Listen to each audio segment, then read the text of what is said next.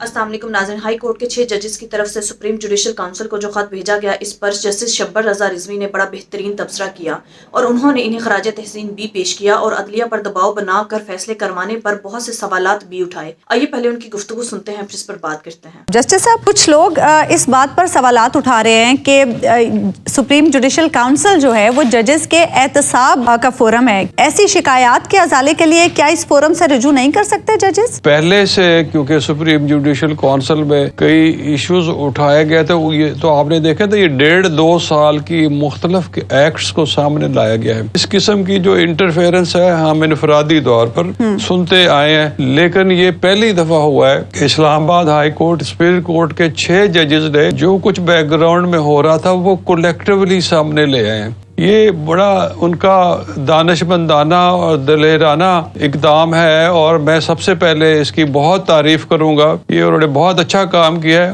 اور قوم کو کانفیڈنس میں لے کے بتایا کہ جو کچھ ہو رہا ہے، اور ہمارا جو پبلک کا مسٹرسٹ ہے یا پبلک پریشان ہے کہ ان کو ریلیف کیوں نہیں ملتا، تو میرا خیال ہے یہ ایک طرح سے اس چیز کا بھی جواب ہے۔ خال پاس یہ ڈس اپیئرنس آف پرسنز اور بہت سارے ایسے معاملے ہیں جن کی بات سامنے آ گئی۔ اچھا، اب نارملی تو یہ معاملہ میں سمجھتا ہوں کہ اسلام آباد کے ہائی کورٹ کو، فل کورٹ کو انڈر آرٹیکل 204 پروسیڈنگ شروع کرنی چاہیے تھی، کیونکہ اب یہ معاملہ اخباروں میں آ گیا، ہائی لائٹ ہو گیا۔ تو انہوں نے بیسیکلی جو سپریم جوڈیشل کونسل کے ریفرنس سے جو بات کی ہے وہ یہ کہ انہوں نے کانفیڈنس میں لیا جتنے بھی سپیریئر ججز ہیں سپریم کورٹ کے یا ہائی کورٹ کے چیف جسٹسز۔ اب اس صورتحال میں میرا یہ خیال ہے کہ چیف جسٹس آف پاکستان کو پوری سپریم کورٹ کے ججز کو اور ہائی کورٹس کے ججز کو کال کرنا چاہیے۔ یہ پوری جوڈیشری کا ایز این انسٹیٹیوشن اس پہ کوسچن مارک آ گیا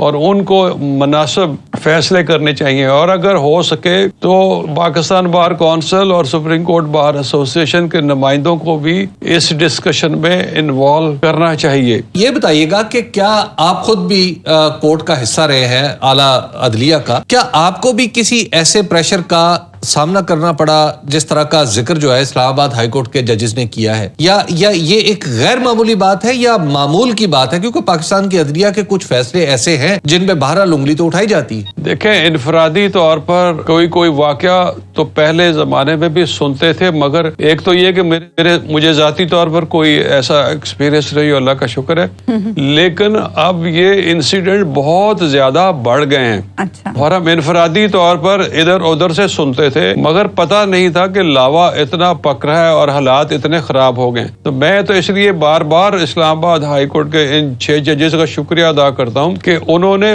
پیپل آف پاکستان کو کانفیڈنس میں لیا اور بتایا ہے کہ بھائی یہ ہو رہا ہے، اور جو لوگ بھی یہ سوچتے ہیں کہ جوڈیشری کیوں پرفارم نہیں کر رہی، تو انہیں ان کو بتا دیا ہے کہ یہ ہو رہا ہے اندر کھاتے۔ تو یہ بتائیے گا کہ کہیں ایسا تو نہیں ہو سکتا؟ دیکھیں، اس سے پہلے ایک ہوا یہ تھا کہ شوکت عزیز صدیقی صاحب نے بھی کچھ بات کی تھی، اس کا نتیجہ یہ نکلا کہ اس وقت کی جو سپریم جوڈیشل کونسل تھی اس نے ان کے خلاف کارروائی کر دی۔ کہیں ایسا تو نہیں ہوگا خدا نخواستہ کہ یہ جو خط ہے یہ انہی کے خلاف چارج شیٹ کی شکل اختیار کر جائے؟ نہیں، اب نہیں کرے گا، کیونکہ وہ ایک جج تھے اور ان کے خلاف اس جیسے میں نے کہا نا کہ کوئی انسیڈنٹ ہو رہا تھا۔ اب انہوں نے تو ایک لمبی لسٹ دی ہے اور یہ ایک نہیں ہے، پوری سمجھے 6 ججز کا مطلب یہ کہ پوری اسلام آباد ہائی کورٹ ہے۔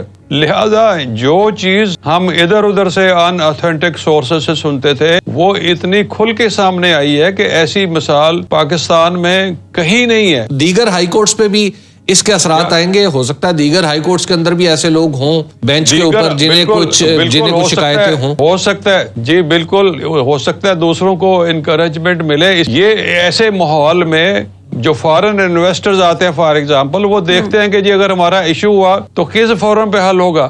اب آپ کے ججز کہہ رہے ہیں کہ بھائی ہم تو بڑے مجبور ہیں، کون آئے گا پاکستان میں؟ لیکن اس سے ایک اور بات بھی کی جا رہی ہے، دیکھیں جو پولیٹیکل پارٹیز ہمارے اندر ایک سیاست بھی تو جاری ہے نا پاکستان کے اندر، جو حکومتی اتحاد کا حصہ ایک پولیٹیکل پارٹی ہے، وہ کہتی ہے کہ شاید یہ سپورٹ ہے انہیں، کوئی پولیٹیکل سپورٹ ہے یا کسی ایک پولیٹیکل پارٹی کو بچانے کے لیے یہ جج صاحبان میدان میں آئے؟ نہیں، بالکل نہیں، بالکل نہیں ہے. اس کو پولیٹیکل پارٹیز کو، چاہے وہ اپوزیشن میں ہے، چاہے وہ گورنمنٹ میں ہے، چاہے وہ پارلیمنٹ کے اندر ہیں، چاہے وہ پارلیمنٹ کے باہر ہیں، ان کو یونائٹڈ اس معاملے کو اٹھانا چاہیے. اگر اس وقت نہیں اٹھایا تو پاکستان کا اللہ ہی حافظ ہے. بہت بری بات، یہ کوئی معمولی بات نہیں ہے.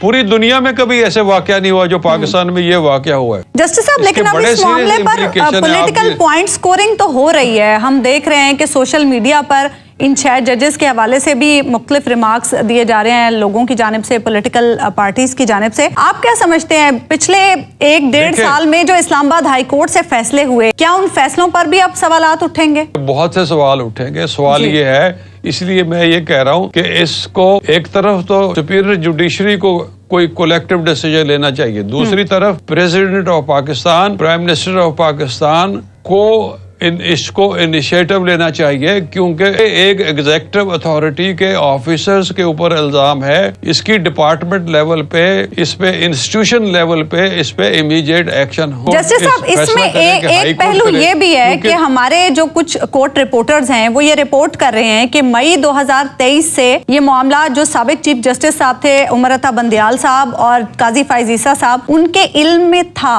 لیکن اس پر اس وقت کوئی کارروائی نہیں کی گئی. اس وقت بھی کچھ ججز ملے تھے، انہوں نے یہ سارے معاملات ان کے سامنے رکھے تھے. اب ہم کیا ایکسپیکٹ کریں؟ اس خط میں نے پڑھ لیا ہے، کاش کہ وہ فیصلہ کرتے اور انٹرفیئر کرتے تو معاملہ اتنا خراب نہ ہوتا.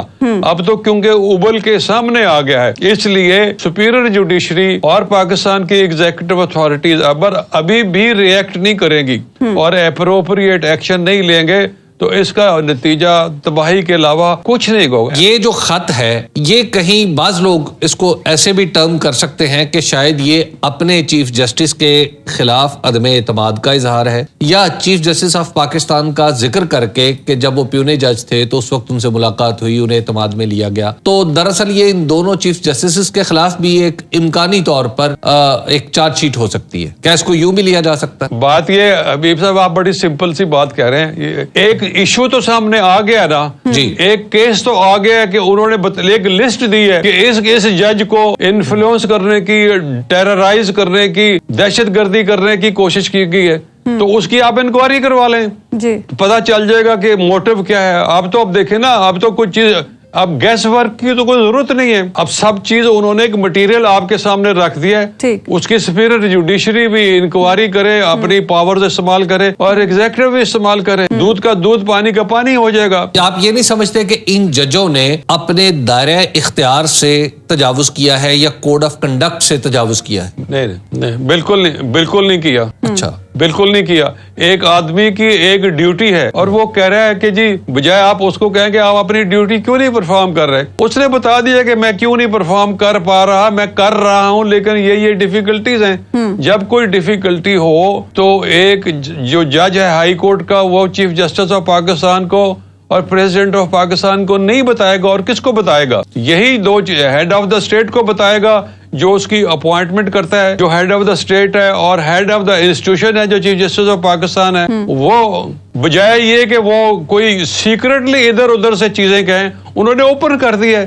ناظرین، جیسا کہ 6 ججز نے سپریم جوڈیشل کونسل کو خط بھیجا، اس میں انہوں نے بتایا کہ کس طرح سے ان کی فیملیز کو ہراساں کیا گیا، ان کی ویڈیوز بنائی گئی، ان کو بلیک میل کیا گیا، اور کس طرح ان کی اپنی جان کو اور فیملی کی جان کے حوالے سے انہیں دھمکیاں دی گئیں اور انہیں زبردستی اپنی من مرضی کے فیصلے کرنے پر مجبور کیا گیا. اس پر ریٹائرڈ جسٹس شبر رضا رضوی کا کہنا تھا کہ ججز نے یہ بہت اچھا فیصلہ کیا کہ انہوں نے سپریم جوڈیشل کونسل کو خط لکھا اور اس پورے معاملے کو منظر عام پر لائے، اور اس پر پراپر طریقے سے انویسٹیگیشن ہونی چاہیے، پراپر صاف و شفاف تحقیقات ہونی چاہیے تاکہ عدلیہ کی ساکھ کو بحال کیا جا سکے. کیونکہ کسی بھی ملک کا انویسٹر تبھی کسی ملک میں انویسٹ کرتا ہے جب وہ وہاں کے عدل و انصاف سے متفق ہوتا ہے. کیونکہ ناظرین، اگر پاکستان میں یہ نظام چل رہا ہے تو پھر پاکستان کا بہت برا امیج دوسرے کنٹریز میں جا رہا ہے. کیونکہ اگر اس ملک میں ججز کی بھی نہیں سنی جا رہی تو پھر انویسٹر کو عدل و انصاف کہاں سے ملے گا؟ لہٰذا کوئی بھی انویسٹر ہمارے ملک کا رخ نہیں کرے گا. لہٰذا ججز کو اس معاملے پر آواز اٹھانی چاہیے. یہ بڑا احسن قدم ہے، اس پر صاف و شفاف تحقیقات ہونا بہت ضروری ہے. اگر صحیح سے اس پر انکوائری ہوتی ہے اور عدلیہ اپنے فیصلے آزادانہ طور پر کرتی ہے تو پھر نہ صرف پاکستان کی ساکھ بحال ہوگی بلکہ ملک و قوم کا ایک اچھا امیج بھی دوسرے ملکوں میں جائے گا۔ ناظرین، شبر رضا رضوی کا یہاں پر کہنا تھا کہ ہم اکا دکا ایسے کیسز میں سنا کرتے تھے کہ کسی جج نے دباؤ میں آ کر کوئی فیصلہ دے دیا، لیکن یہاں پر تو 6 ججز نے اکٹھے ثبوتوں کے ساتھ سپریم جوڈیشل کونسل کو خط لکھ کر تمام صورتحال سے آگاہ کیا ہے اور عوام کو بتایا ہے کہ کس طرح سے ان پر دباؤ ڈال کر اپنی من مرضی کے فیصلے کروائے جاتے ہیں، کس طرح سے ججز کی فیملیز کو ہراساں کیا گیا، بلیک میل کیا گیا اور انہیں ان کی جان و مال کی دھمکیاں دی گئی۔ ایک جج نے تو یہاں تک بتایا کہ انہیں اس قدر دباؤ اور پریشر کا سامنا کرنا پڑا کہ انہیں ہاسپٹل ایڈمٹ ہونا پڑا۔ ناظرین، اگر اس طرح سے ججز پر دباؤ بنے گا اور اپنی من مرضی کے فیصلے کروائے جائیں گے تو اس سے نہ صرف پاکستان کا نام بدنام ہوگا بلکہ اسلام کے عدل و انصاف کے نظام پر بھی سوالیہ نشان اٹھے گا۔ اور اسلام میں تو یہ واضح طور پر کہا گیا ہے، دوست ہے یا دشمن، مسلم ہے یا نان مسلم، کسی کے لیے بھی انصاف الگ نہیں ہے، سب کے لیے ایک ہی انصاف کا معیار ہے۔ ناظرین، اگر آپ حالیہ فیصلوں کو دیکھیں تو جس طرح سے الیکشن سے پہلے 3 دن میں عمران خان کو 3 سزائیں اکٹھی دی گئی اور سزائیں بھی اتنی جلد بازی میں دی گئی کہ ان فیصلوں میں بہت ساری غلطیاں چھپی ہوئی ہیں، لہٰذا کپتان کے خلاف ان سزاؤں کو بحال رکھنے کا نہ تو آئینی طور پر کوئی جواز ہے اور نہ ہی قانونی طور پر کوئی جواز بنتا ہے، لہٰذا عدلیہ سے گزارش ہے کہ وہ ان سزاؤں کو جلد از جلد معطل کرے۔ ناظرین، آپ کے اس بارے میں کیا رائے ہے؟ کامنٹ میں ضرور بتائیے گا۔ اگلی ویڈیو میں ملتے ہیں، تب تک کے لیے اللہ حافظ۔